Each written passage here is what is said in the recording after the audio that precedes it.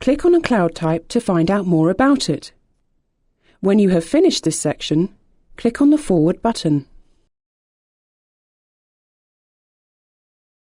Cumulus is the most common form of heaped or convective cloud. It has different characteristics depending on the depth of the cloud. The cloud base can range from really quite low at around 700 feet to around 7,000 feet on a hot summer's day. The depth of the cloud can be anything from 100 feet or so to several thousands of feet, depending upon the stability of the air. If the cumulus cloud is fairly shallow, it probably consists mostly of water droplets. The icing risk is therefore minimal, and turbulence in that cloud will be light. Visibility in the cloud will be moderate. This cloud is usually found within the first few hours after sunrise, and is frequently termed fair weather cumulus. There is also very little chance of precipitation from this type of cloud. If the cumulus cloud is of great depth, the cloud is of much more importance. The cloud will be made up of water and ice, making showers very likely. The cloud will have a moderate to severe icing risk, and will also have moderate or perhaps severe turbulence associated with it. Cumulonimbus clouds are very important to the aviator. They are vigorous convective cells consisting of water droplets and also ice particles. They look like large cumulus clouds of great vertical extent in their initial stages, but develop large characteristic anvil tops as the upper part of the cloud hits the tropopause. The base of cumulonimbus clouds can vary between 500 feet to 7,000 feet, with the top of the cloud as high as 45,000 feet in the tropics. The icing risk and turbulence associated with this type of cloud is always severe. The visibility in such clouds is poor, less than 20 meters. These clouds have tremendous vertical support, and as a result, heavy hail and rain showers can be experienced. Other hazards include lightning, static discharge, and erroneous instrument reading.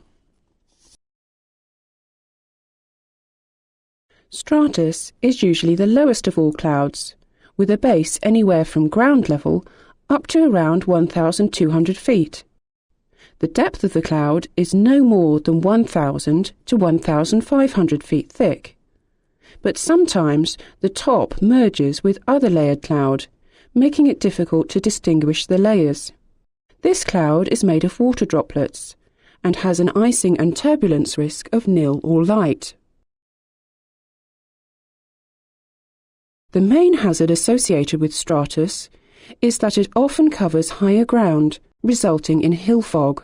Extensive stratus is usually found on nearly all fronts, and also in the warm sector of a depression. It also forms from lifted fog. Due to the lack of vertical uplift and support, the cloud itself only gives light precipitation of rain, drizzle, or snow. Heavier precipitation occasionally falls through stratus from thicker cloud above. Stratocumulus cloud is probably the most common form of cloud. It is a layered cloud of usually no more than 2,000 to 3,000 feet thick, but can be 5,000 to 6,000 feet deep on occasions. Its base can be as low as 1,500 feet or as high as 7,000 feet. Stratocumulus is usually made of water droplets and has a light icing and turbulence risk. However, on occasions when the temperature structure is just right, large numbers of supercooled water droplets can be present, giving a moderate, perhaps even severe icing risk with prolonged flight in the cloud. Nimbostratus is a cloud that is seldom seen from the ground. It is a thick, rain-bearing cloud that is often cloaked in other cloud, with stratus layers forming extensively beneath in precipitation. We can see here that it extends through a great depth of the atmosphere. Its base is usually between 2,000 and 5,000 feet, with a top of 15,000 or even 20,000 feet on occasions. We can see here that nimbostratus is made up mostly of water droplets. However, at higher levels, ice crystals will also be present in large numbers. It is important to realise that there is a significant risk of supercooled water droplets, which massively increases the risk of icing. The icing associated with nimbostratus cloud is therefore moderate to severe. In nimbostratus, turbulence is moderate, occasionally severe. Visibility in this type of cloud is poor, 10 to 20 metres, with prolonged heavy rain or snow frequently falling to ground level.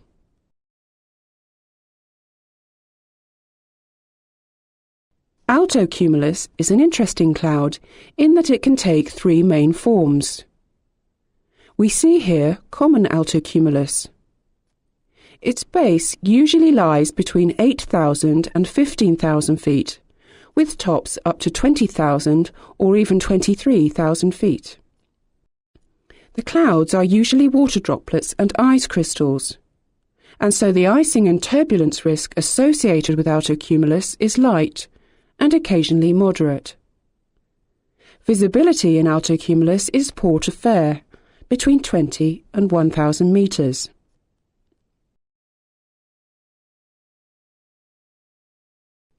There are two forms of altocumulus which are of particular importance, namely altocumulus lenticularis and altocumulus castellanus. Altocumulus lenticularis is found downwind of mountainous or hilly areas and is indicative of mountain wave activity. Hence moderate, perhaps even severe turbulence can be expected in the vicinity. The icing risk in these clouds is usually greater as well. Altocumulus castellanus is a bubbly form of the normal altocumulus clouds. The towers that form with this cloud are like battlements on castles and are easily recognised because of these features. They are important because they often herald a change to showery, thundery weather and are a feature of summer weather in temperate latitudes. Cumulonimbus clouds sometimes develop from altocumulus castellanus and are caused by instability at medium levels of the troposphere.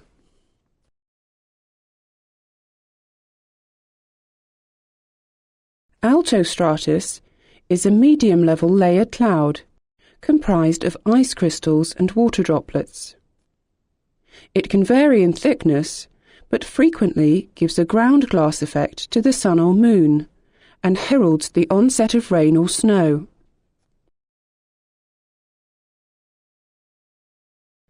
Altostratus is usually found between 8,000 and 15,000 feet, and can be from around 2,000 to 8,000 feet thick. If it is thicker than 8,000 feet, it is often reported as nimbostratus, although the base of nimbostratus is usually at lower levels. The visibility in altostratus is poor to fair, somewhere between 20 and 1,000 metres. And because of the lack of vertical support inherent in stratiform clouds, there is usually a light to moderate icing and turbulence risk.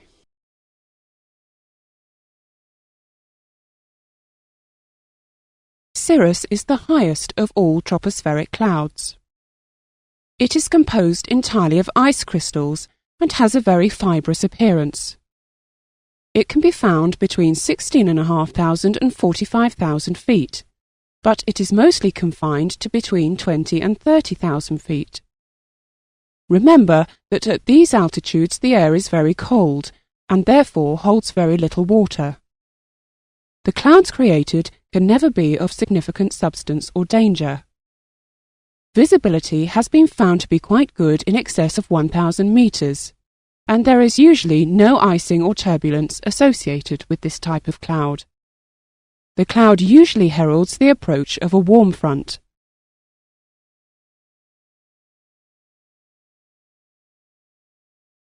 Cirrostratus is made up of ice crystals and lies between 18,000 and 45,000 feet. It is a further warning of an approaching frontal system, and usually produces a large halo around the Sun or Moon. Visibility has been found to be quite good in excess of 1,000 metres, and there is usually no icing or turbulence associated with this type of cloud.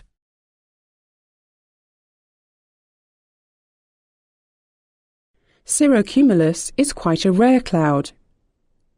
It is generally found between 20,000 and 30,000 feet, and is comprised of ice crystals. There is little or no icing or turbulence associated with it, and visibility in the cloud is quite good, in excess of 1,000 metres.